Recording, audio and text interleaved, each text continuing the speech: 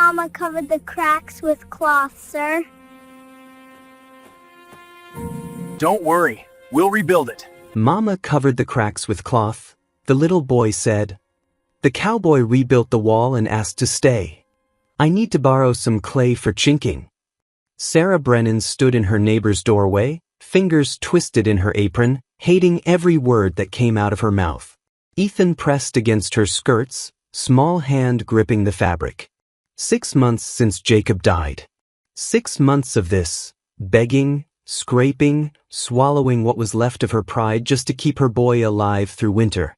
Mrs. Patterson's expression shifted from surprise to something colder. Clay. She glanced back at her husband. Thomas, we're saving our supplies for winter, aren't we? Thomas Patterson stepped forward, weathered hands already reaching for a container. Margaret, we've got plenty stored in the... Thomas.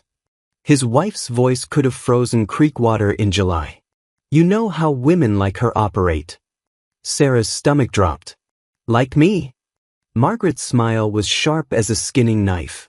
Poor widows start with small favors. Borrowing clay, asking for help with fence posts, needing a strong back for this or that. Then it's obligations. Then it's expectations. Then it's a wedding neither party really wanted but everyone felt trapped into. She crossed her arms. I won't have my husband manipulated. Sarah's face burned.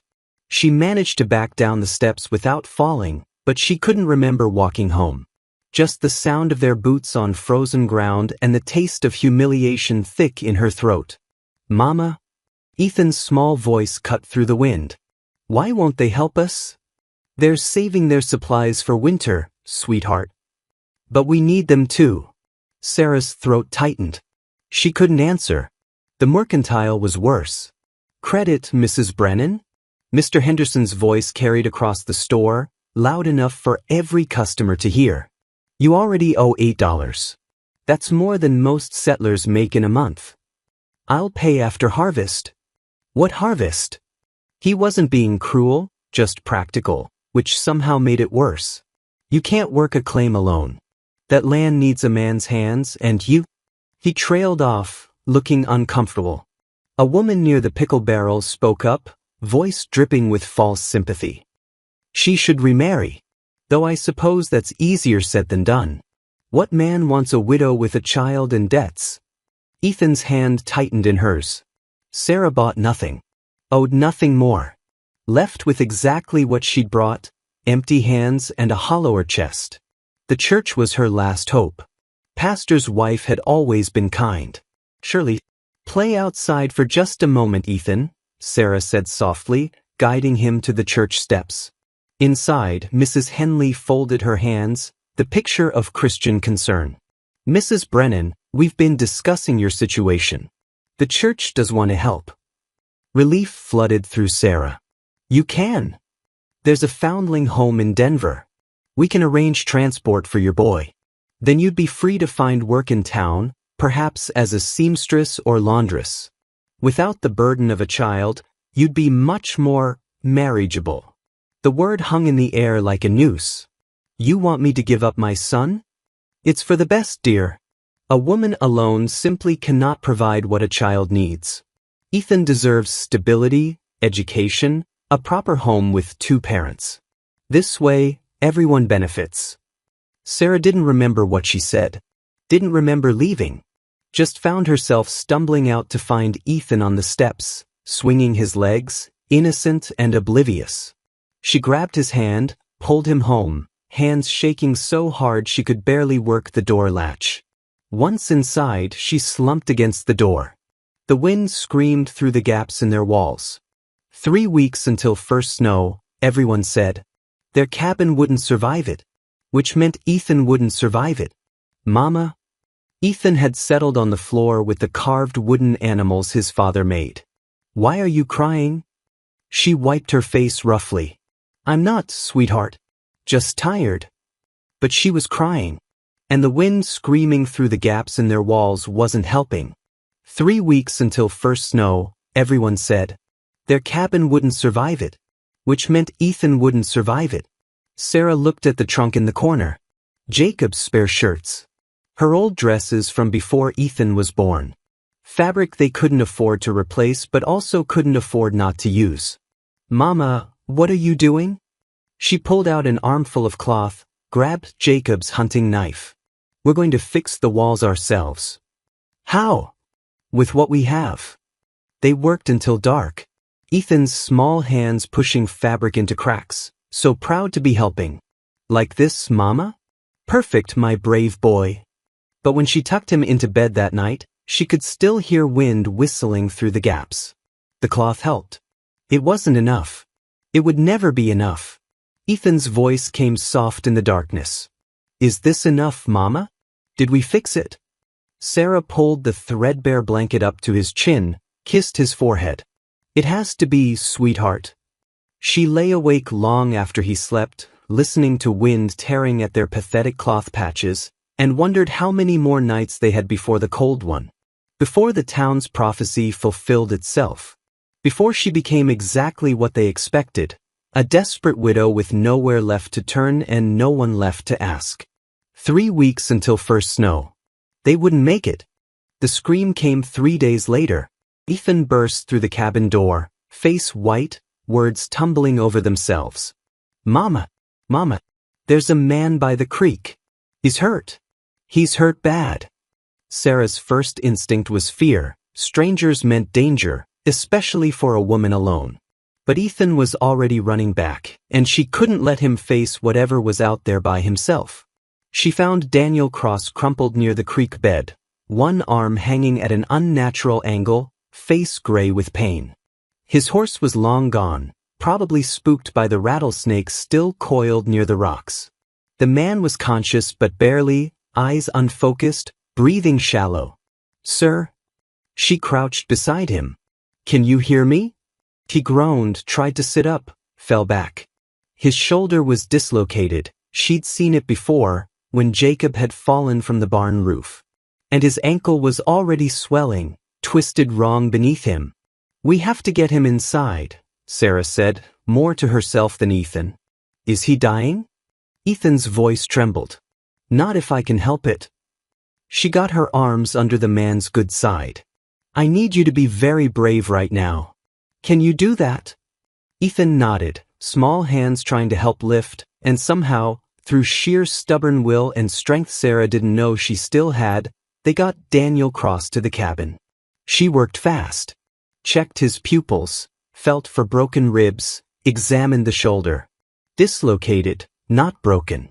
That was good. The ankle was badly twisted but probably not fractured. Also good.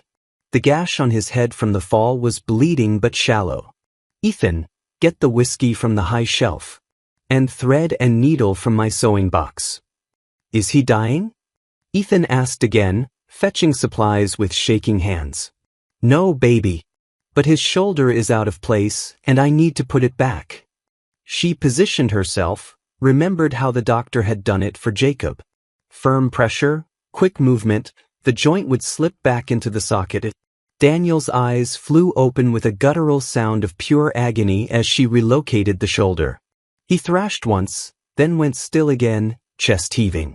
Ethan grabbed the man's good hand, holding tight. "It's okay, mister. Mama's really good at fixing things.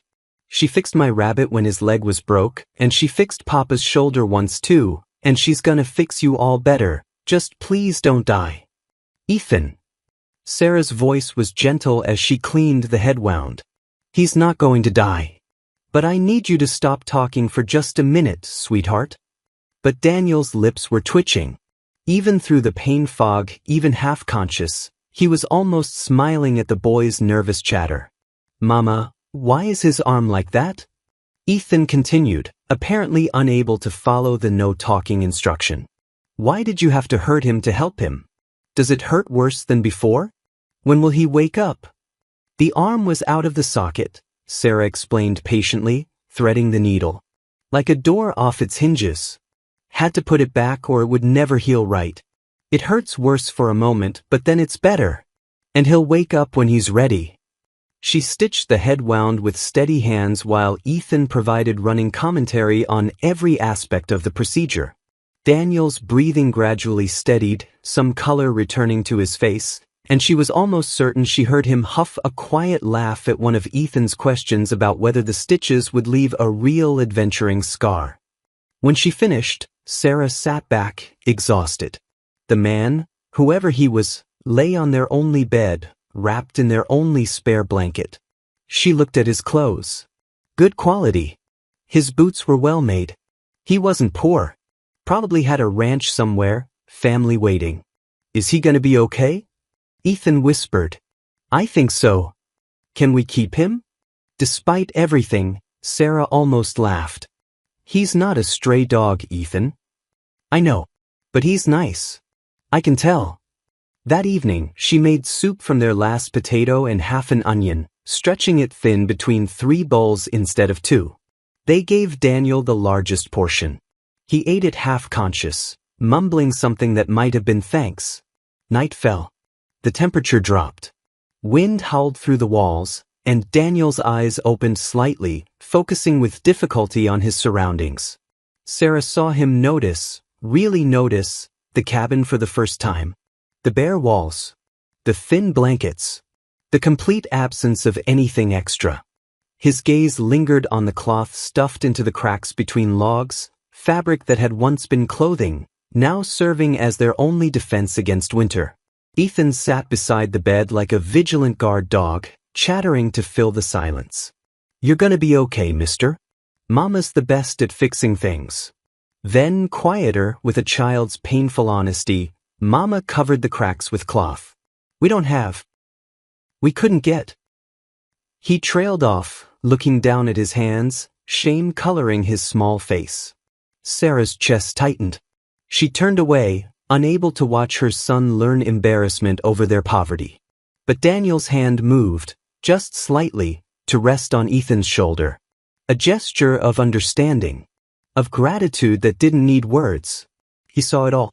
The meager food they'd shared, the blanket they'd given, the cloth walls that barely held back the cold, the sacrifice woven into every small kindness they'd shown him. He saw their shame. And he saw their dignity. Sarah brought him water, avoiding his eyes. Rest now. You need to heal. Daniel's voice came rough and low. Thank you. It's nothing. It's everything. She didn't respond. Just pulled the thin blanket tighter around Ethan, who had finally stopped talking and was fighting sleep. Outside, wind tore at their pathetic cloth patches. Inside, a stranger lay in their only warm spot, fed with their last food, covered with their best blanket. It had to be enough. It was all they had. Daniel woke the next morning to sunlight streaming through gaps in the walls and a small boy's face inches from his own. You're awake, Ethan announced triumphantly. Mama, he's awake. Sarah appeared, flour on her hands, caution in her eyes. How do you feel? Daniel took inventory. Shoulder ached but stable. Ankle throbbed but bearable. Head pounded. Like I got thrown by a horse. You did. She wiped her hands on her apron. You've been here a day and a half. I'm Sarah Brennan. This is my son, Ethan. Daniel Cross. He started to sit up, noticed the cabin properly for the first time. Saw the poverty. The thin walls. The cloth stuffed into cracks. The complete absence of anything extra. And he remembered the soup they'd shared.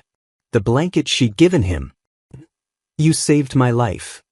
You were hurt. I should pay you. I don't want payment. Her voice was firm, but he saw the flicker of shame cross her face, heard the town's accusations in that defensive tone. He looked at Ethan, who was watching with enormous hopeful eyes. Looked at the walls where wind whistled through fabric patches. Made a decision. Let me fix your walls. Sarah's spine went rigid. We're managing. That boy was coughing all night because this cabin can't hold heat. We don't need charity. It's not charity. Daniel met her eyes. You saved my life. Let me repay the debt. Please. Ethan coughed as if on cue, a deep, rattling sound. Sarah's face crumbled for just a moment before she controlled it. What would you need? The ride to town was painful. His ankle barely supported weight, but manageable. At the mercantile, Daniel loaded his wagon with clay, straw, tools. The shopkeeper watched with interest. Building something? Repairing a cabin. Whose? Sarah Brennan's. The silence was deafening. Every customer turned to stare. Mrs. Patterson materialized beside him. You're staying at the widow's place? She saved my life. How charitable of her. The woman's smile was poisonous. She turned to her companion, voice pitched to Carrie. I warned Thomas. She trapped another one already. Poor man probably doesn't even realize it yet. Daniel's jaw tightened. He said nothing. Paid for the supplies. Back at the cabin, Sarah met him at the door. How much do I owe you? Nothing. I can't accept. Then consider it payment for medical care. And the food. And the blanket. Ethan bounced with excitement. Are you really gonna fix our house? Daniel smiled at the boy. We're going to fix it together. I need an assistant. You available? Yes, sir. The work began. Daniel showed them how to remove the old failed chinking, and Ethan asked questions without pause. Why did the old stuff break? Wasn't mixed right. Or it's just old. Wood moves with the seasons, chinking cracks. Have to redo it every few years. Why are we using clay and straw? Clay seals out the wind and water. Straw gives it strength so it doesn't crack when it dries. Like braiding rope, one strand breaks easy, but twisted together they hold. He demonstrated mixing ratios, showed them the consistency. Should be thick as porridge. Holds its shape but you can still work it. Here, feel. Ethan plunged his hands in with glee. Sarah watched, memorizing every movement. Pack it tight, Daniel instructed. No air gaps. That's where cold sneaks in. Push hard, you won't hurt anything. They worked in comfortable silence punctuated by Ethan's endless curiosity about drying times, weather timing, why fabric failed. Daniel answered patiently, showing Sarah techniques her hands absorbed like she was born knowing them. After a few days, something shifted. Small moments that built into something larger. He made her laugh, actually laugh. When Ethan asked if clay had feelings and Daniel replied with complete seriousness that it definitely did and preferred to be called Clayton. He caught her when she stumbled on the ladder, hands steadying her waist. They both froze. He stepped back quickly. Careful. Her heart wouldn't stop racing. One evening, after Ethan fell asleep, she spoke into the darkness. The pastor's wife said I should give Ethan to an orphanage. Said I can't provide for him alone. Daniel's hands stilled on the rope he was coiling. She's not wrong. Look at this place. Look at what I'm giving him. You're giving him love. A home. A mother who fights for him. Love doesn't keep him warm. No. But proper walls do. And we're building them. Together. The word, together, hung in the air between them like something physical. Sarah felt it wrap around her chest, terrifying and necessary as breath. The town thinks I'm trapping you, she whispered. Do you care what they think? I shouldn't. But I do. Daniel set down the rope, looked at her directly. They're wrong about you. They've always been wrong about you. And for the first time in 6 months, Sarah wondered if he might be right. After another few days, Daniel rode to town for final supplies. Thomas Patterson intercepted him outside the mercantile, looking uncomfortable. What cross? Daniel. Can I have a word? Speak your mind. Thomas shifted his weight. Look, my wife has concerns. Hell, the whole town's talking. You've been staying at the widow's place near 2 weeks now. I'm repairing her cabin. For 2 weeks. It's thorough work. Daniel's voice was ice.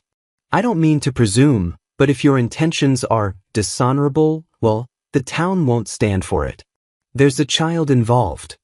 Daniel stepped closer, and Thomas involuntarily stepped back. My intentions are to make sure a woman and her son don't freeze to death this winter. If the town finds that dishonorable, then the town can go straight to hell. He bought the supplies and rode back to find Sarah sitting on the porch steps, face blotchy from crying. What happened? Pastor's wife came by. Sarah's voice was hollow. Said I was bringing shame on myself. A strange man living in my home. What must people think? Am I really so desperate I'd compromise my reputation? She broke off. Maybe she's right. She's not. You don't know what it's like. Being talked about. Being judged every time you need help. Being told your need itself is manipulation. Daniel wanted to touch her. Didn't. I know they're wrong about you. Before she could respond, the temperature dropped. Violently. Within an hour, the sky turned the color of old bruises. Blizzard, Daniel said, already moving. Early. Too early. We have to finish. We can't finish in this. Then we get as much done as we can. They worked frantically against wind that felt like knives. Ethan shuttled inside when the snow started. They managed maybe another 10% of the walls before the storm became impossible. Inside, the difference was stark.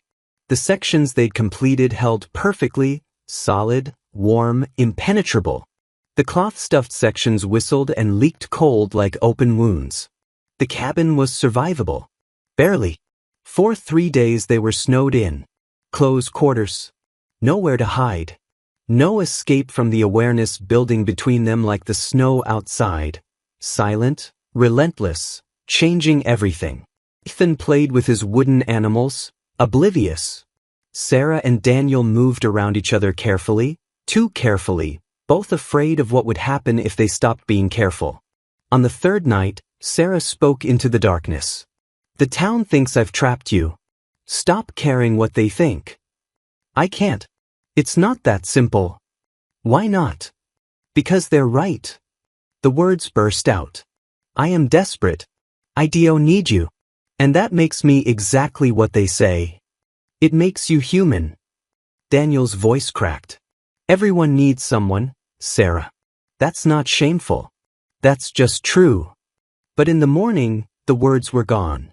Buried again under propriety and fear. The storm cleared. Bright, brutal sunlight revealed a transformed world. Daniel was silent through breakfast, methodically packing his saddlebags. Ethan watched, not understanding. Where are you going? Home. Work's done. Time I got back to my ranch. But Ethan's voice got small. You said you'd show me how to check the walls in spring. How to know when they need fixing again. Daniel crouched to the boy's level, something breaking in his face. Your mama knows now. She can show you. But can't you? Tears welled up. Aren't you staying? Long silence. Daniel looked at Sarah. She looked away, throat locked, every town voice screaming in her head about desperate widows and traps and shame. I can't stay where I'm not wanted, buddy. Sarah's head snapped up. I never said. You didn't have to. His voice was quiet, devastated. You haven't said anything. Not one word about what comes next. I thought. He stopped himself. Doesn't matter what I thought. He stood, touched Ethan's head gently. You be good for your mama. Sarah's hands clenched. Say something. Say something. But the words were trapped behind years of shame and judgment and fear. Daniel mounted his horse. Ethan ran to him, sobbing. Please don't go. Tell him to stay. Ethan let him. No. You want him to stay, I know you do. Why won't you say it? Daniel's jaw clenched. He couldn't look at her. She doesn't have to say anything she doesn't feel, Ethan. He turned the horse toward the road. Town families appeared on the horizon. Cabins failed, seeking shelter. They saw Daniel leaving. Saw the frozen tableau. Mrs. Patterson's voice carried across the snow.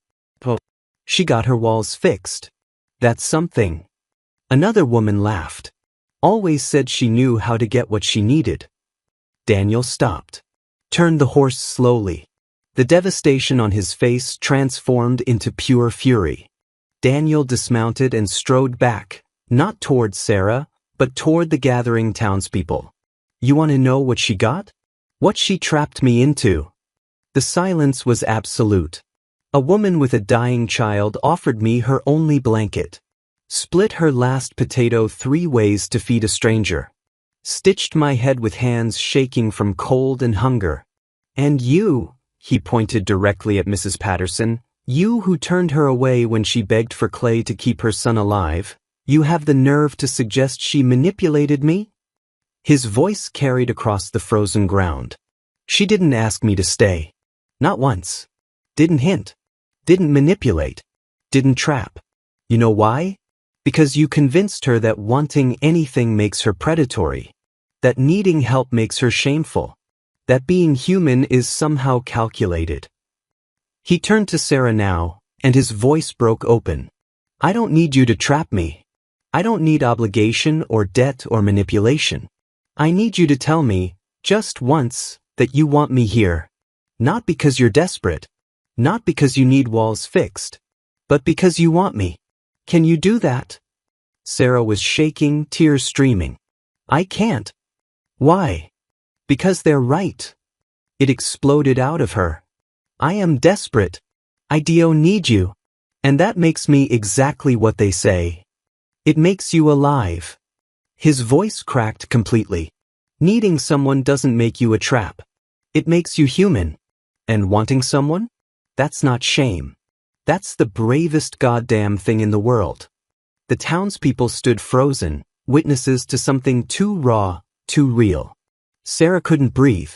What if I can't be what you need? You already are. He closed the distance between them, stopping just short of touching her. You're terrified. I understand. But I'm asking you to be scared with me instead of alone. I'm asking you to want me out loud. To hell with what they think. What do you want? The moment stretched like glass about to break. Sarah looked at Ethan, hope and terror warring on his small face. Looked at the townspeople, judging, always judging, their opinions a weight she'd carried so long she'd forgotten what it felt like to stand up straight. Looked at Daniel, patient and broken and real, asking her to be brave enough to want. She took his hand. The touch felt like falling and flying simultaneously. Stay. Her voice was barely a whisper. Louder. They should hear you choose this. Louder now, stronger. Stay. Please. I'm asking you to stay. Why? He needed to hear it. She needed to say it. Because her voice broke, then steadied with something like steel. Because I want you here. Not for the walls. Not because I'm desperate. Because when I look at you, I see tomorrow. Because you make Ethan laugh. Because you see me, actually see me, and don't find me lacking. Because I want you. I want this. I want us. Ethan crashed into both of them, sobbing with relief. Mrs. Patterson cleared her throat awkwardly. We may have misjudged the situation. Daniel's voice was cold as January wind. You did misjudge. And may have doesn't begin to cover the damage you've done. This woman deserved your respect. Your help. Your basic human decency. Instead you made her shame a currency she had to spend just to survive. Several townspeople had the grace to look ashamed. She's worth 10 of you, Daniel continued. And if any of you have a problem with my marrying her, you can voice it now or keep your mouths shut forever. Silence. Then Thomas Patterson spoke quietly. No problem here. And Margaret, you owe them both an apology. Spring arrived 6 months later like a promise kept. Mrs. Patterson approached Sarah in the mercantile, face carefully neutral.